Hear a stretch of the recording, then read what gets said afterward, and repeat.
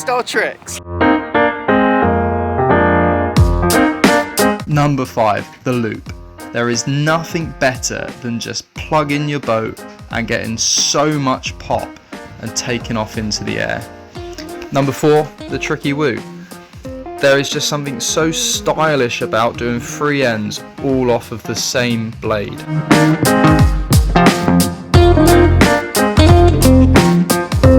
Number 3, the lunar loop. This is one of those ones I used to sit and idolize.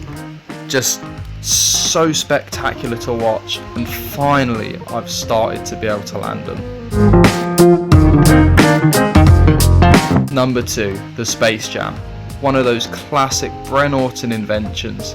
Space to space as a link.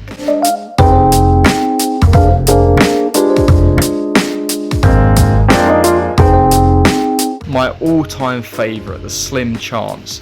Another classic Bren invention, the back loop to front loop exit move.